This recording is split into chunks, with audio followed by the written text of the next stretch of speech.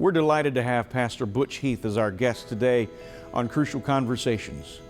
He's going to give us some pointers and some insights in how we can avoid some catastrophes in our marriages in the realm of communication. Stay tuned. You'll be glad you did.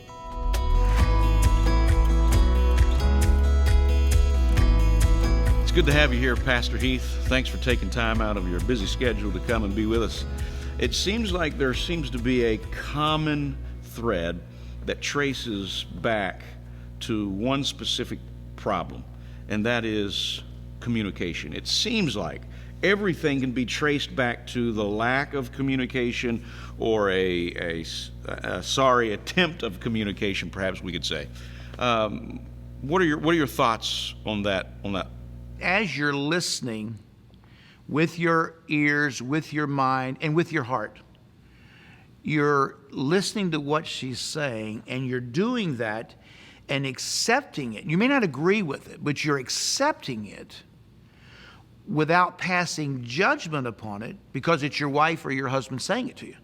Now, that's major, because if halfway through listening I disagree, and now I'm going to think about, no, let me tell you why you're wrong, before she's even through telling me what she's saying, then I checked out from the listening back to the hearing, because now I'm working on my judgment response for what you said. Now, I know these are big words, but it's true. A lot of men will hear, and you made a good point there, but they're not listening. They've already snapped into the response mode, and she's not even through talking, and we're working on our judgment.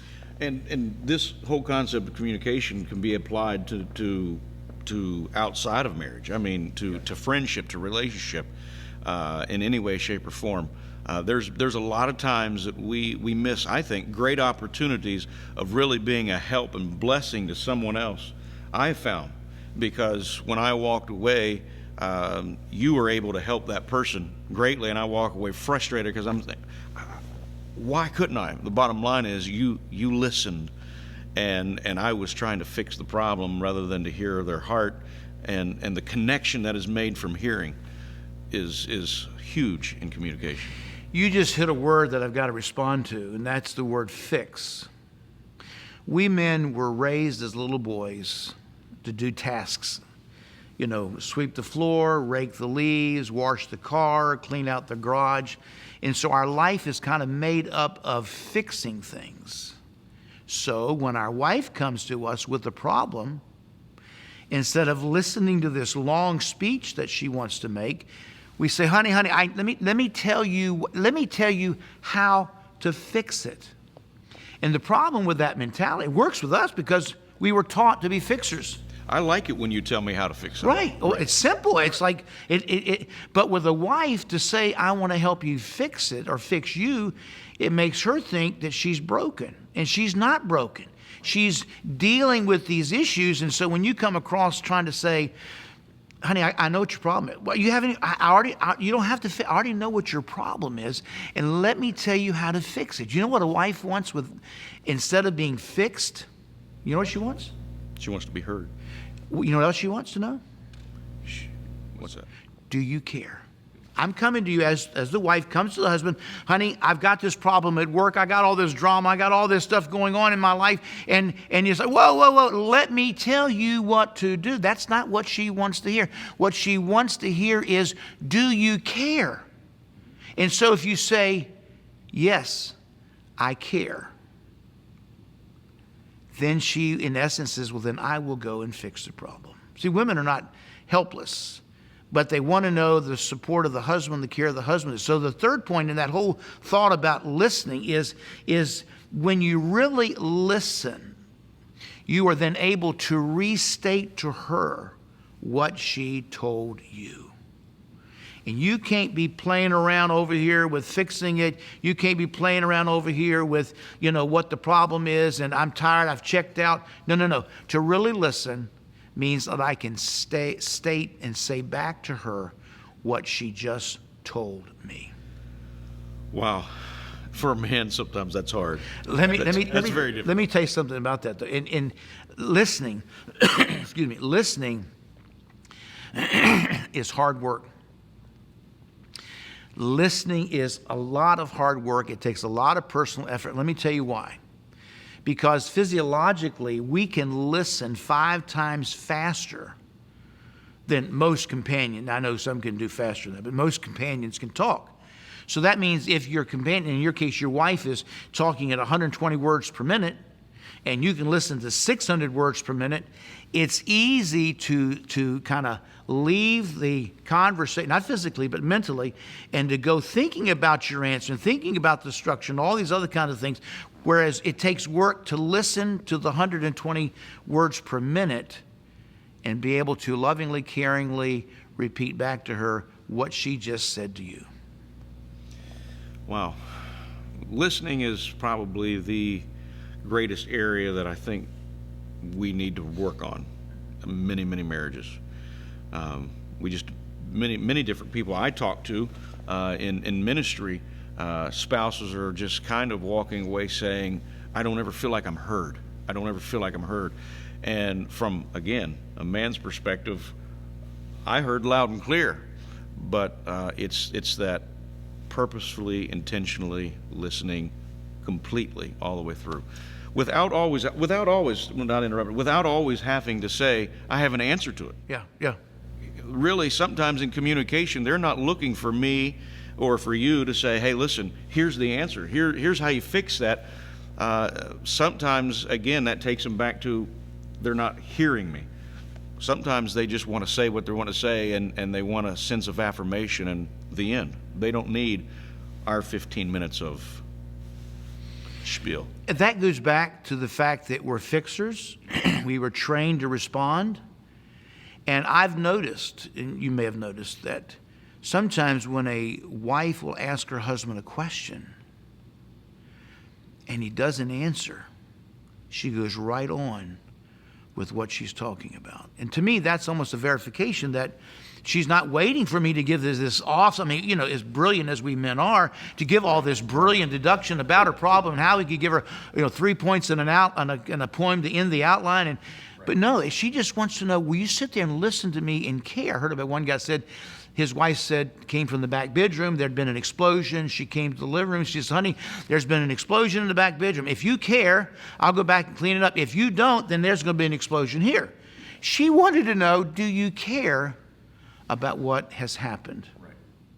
When I teach this and share this with couples, I make it known, and I really think this is very, very important. That's why I guess I'm wanting to tell you this, that communication is made up, I say 2 parts, and then I've added 3 parts.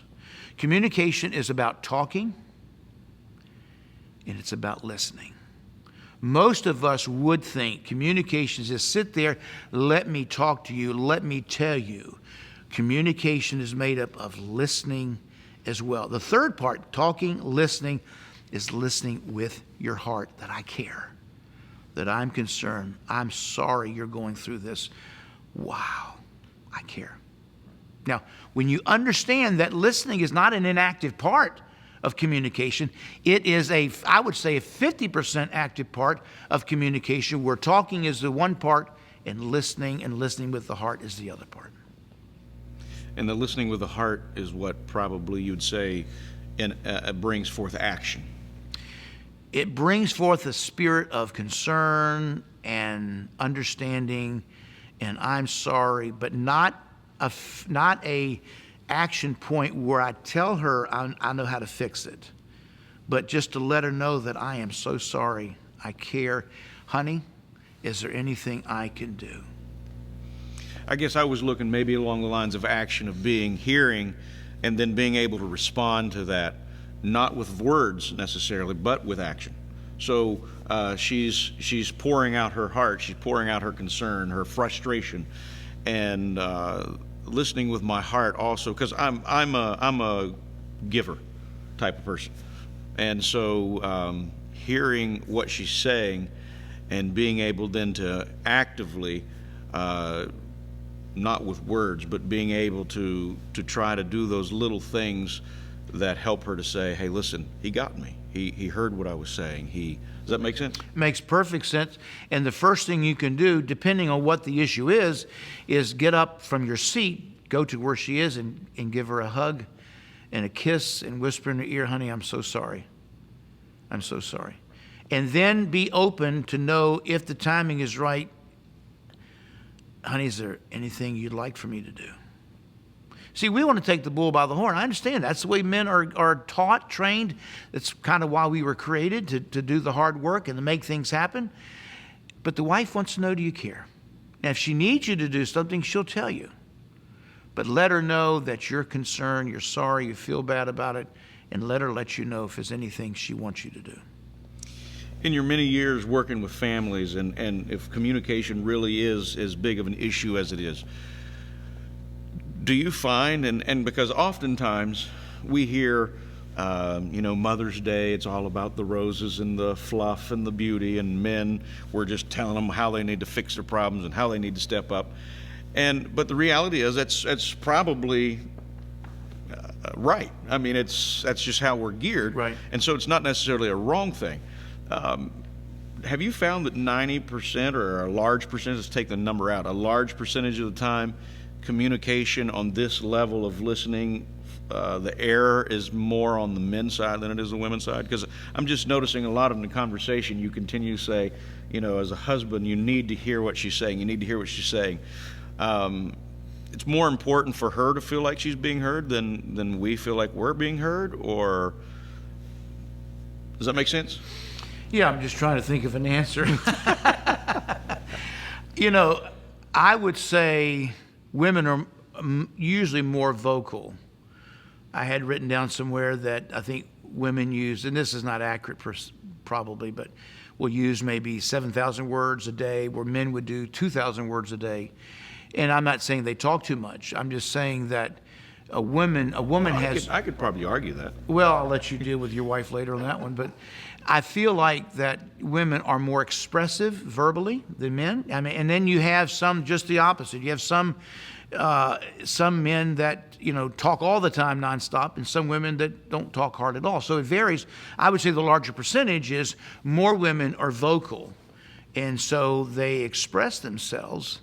And I think the man is there to help, but I don't know that I could give an actual. But I would say often, because they are more expressive and verbal, that maybe there's more issues there. And so therefore, if we don't understand how we're to respond, we're creating more problems than we're resolving. It's like, you don't even care. What do you mean you don't care? All you want to do is call them and tell them what to do and tell them where to go and where to get off and all that stuff.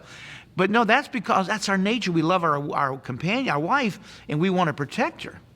Where in essence, she doesn't want us to be an idiot and get on the phone and call somebody. She wants us to say, honey, I've got your back. I'm here for you. What can I do to help you? I'm sure you have. Let me give you some things that can hinder. Well, that's what I was going to ask you. I'm sure you have some things that are hindrances to. Yeah, the hindrance to communication is practiced probably more by couples than the listening 100% and responding with a caring spirit. The first thing about the common hindrance is when either one, and often it's the man, because usually the woman, I'm not saying it's just absolute true, usually the woman is more quick to come after her man to express her feelings and concerns and about his attitude and so forth. And so what happens, the hindrance to that ability to flow the communication back and forth is what we call a spirit of defensiveness.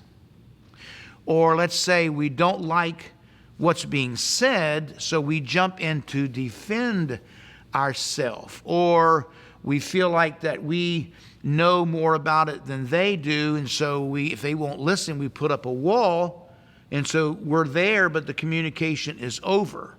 So when there's a spirit of and I'm not saying you can't say, honey, let's talk about it. Wait, let's pull that subject out and talk about it. There's nothing wrong with dealing with issues, but when the spirit is defensive. Now let me just set you straight, Buster.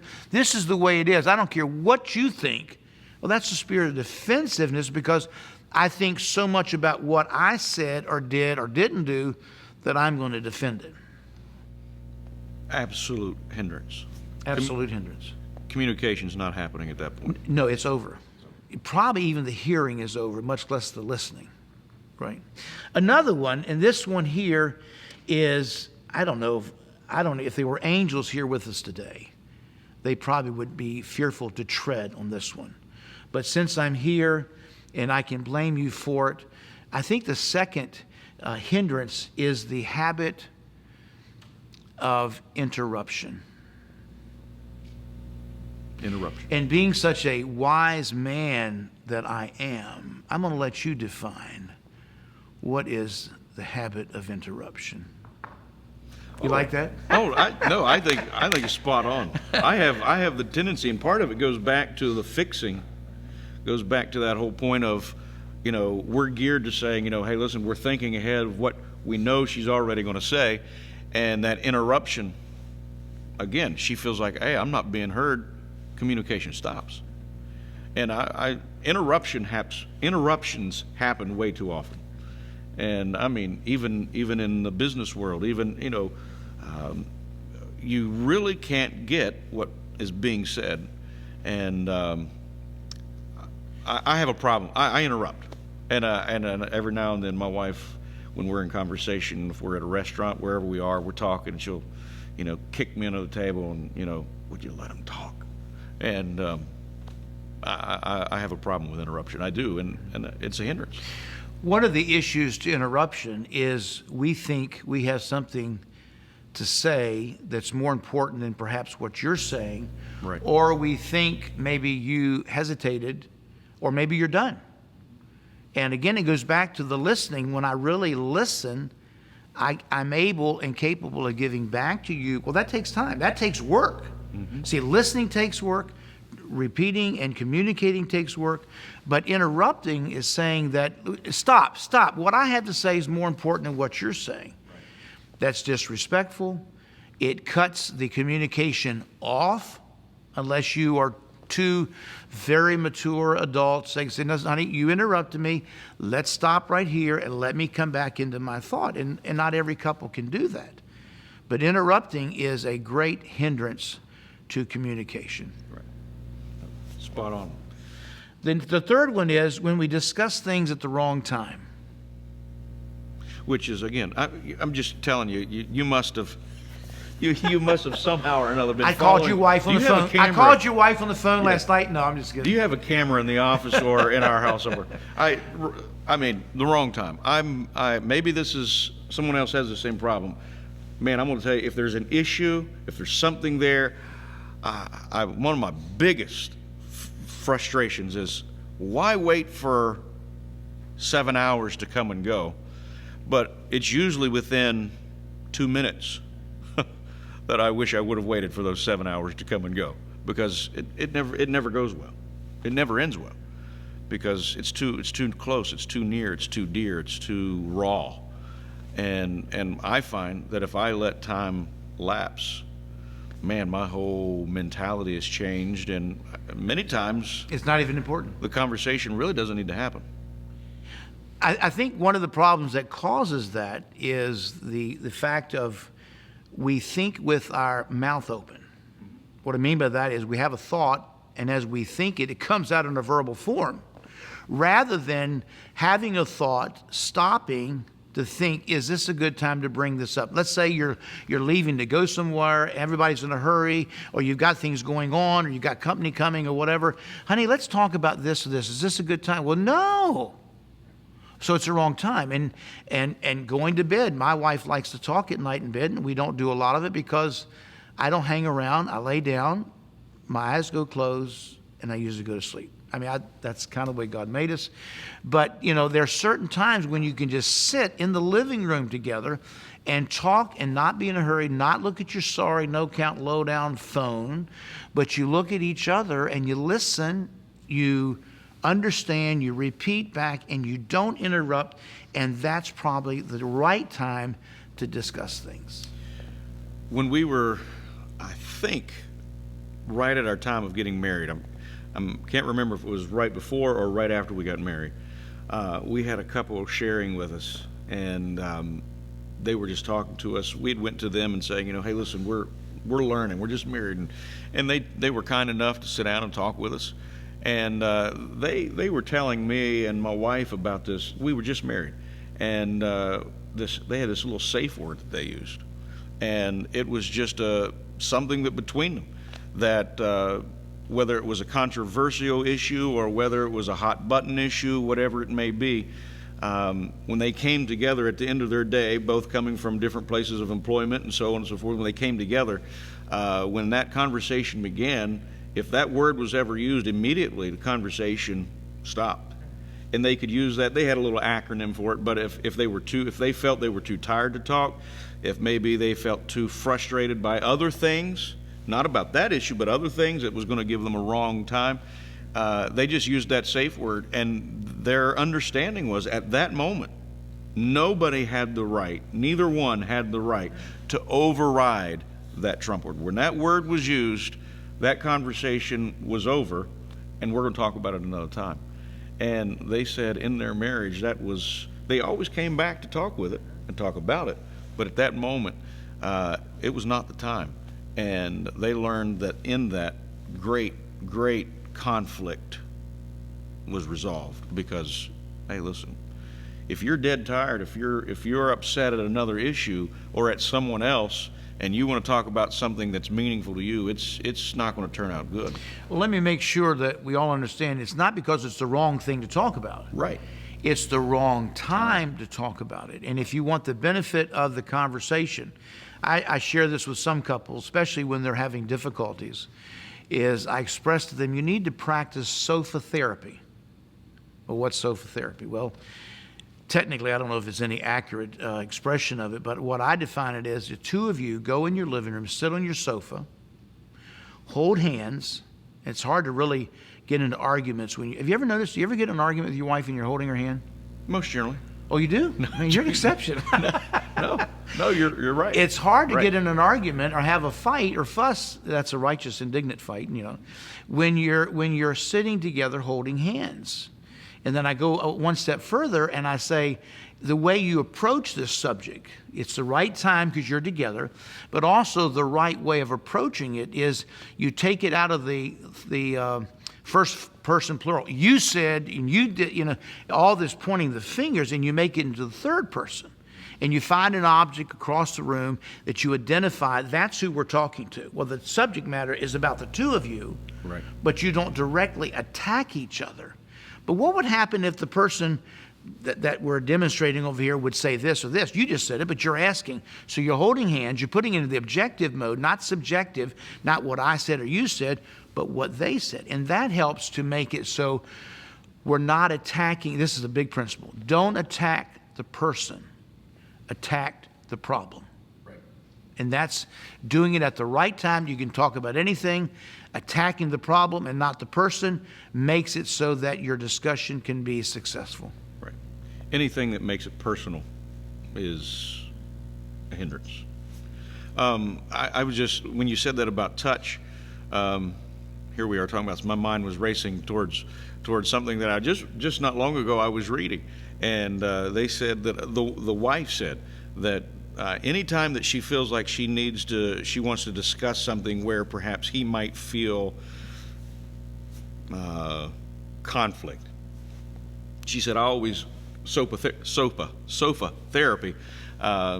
He's sitting on the couch. I'll go sit on the other end of the couch, and I'll put my legs up on the couch and put my feet on his lap, and next thing you know, he's just kind of rubbing my feet or has his hand on my leg, and the next thing you know, I start the conversation. And she said it's amazing how the conversation is much more low key. It's talking back and forth rather than something that is just in your face, because it's that touch, it's that a sense of romanticness, I guess you'd say, that keeps everything down at another level. And again, it goes back to when is the right time to talk. Putting yourself in those situations, learning how to manipulate that in a sense. It may not sound negative, but in a sense, setting it in a place where it's not confrontational. Communication can happen much better. Timing is powerful. Especially when you're managing it. I like to use the word manage rather than manipulate. Yes. Managing is when you're setting the stage, so it's what needs to happen. Manipulate, you're trying to control it to make it happen, which in that case, it's not a big deal. But it doesn't sound as controlling, and that's right. Why you're in crisis family care and I'm not. But let me give you one more. One Sure. more hindrance is physical exhaustion. Wow. And again, you could take a survey of your church Sunday and say how many are night persons, how many are day persons, morning persons, and you would probably find close to 50% one is a night, one is a day person. So when you take that into consideration, there are some people in the morning, you say good morning, and you have to really listen carefully just to get a grunt out of them. And at nighttime, you say good night, and they're already snoring. So everybody's different. So you have to find a time, and not when you're exhausted. I know when you are exhausted and you come in and your wife, honey, why don't we paint the house green? And you say, well, honey, you can paint it polka dotted green if you want. I don't care. Well, that's not a good time to discuss anything of context and of seriousness because you're physically shot. So that's one of the fourth hindrance that can cause to be difficulty in your communication. And sometimes that's hard. That's hard, especially if it's something that's really on your mind, really wanting to get off your chest, male or female. And you always do it privately, not publicly. Like, if you've got something to say to your companion, you don't say it in church. You don't need it from the pulpit. The pulpit is never the place to never. But never it's in the privacy of the home. I wish people would understand that. I wish people would get that. Well, Pastor Heath, man, it's been great to talk with you a little bit. And, man, we could go on for quite some time about communication alone. And maybe we'll be able to revisit some of these things. And we hope to have you on in the days ahead on different issues about marriage. And I really appreciate what you're doing. I appreciate your spirit. You travel all over the place, literally and virtually. And you're busy about God's business and working, helping to keep families together. And I really appreciate it. And thanks so much for taking time to be here. And maybe we'll get together again soon. Hey, thank you very much. The pleasure's been mine. I enjoy it. This is not my job. This is my calling. And I thank God that I get to serve this way. So thank you very much. God bless you. We hope that you've enjoyed this episode of Crucial Conversations. Pastor Butch Heath is available for counseling.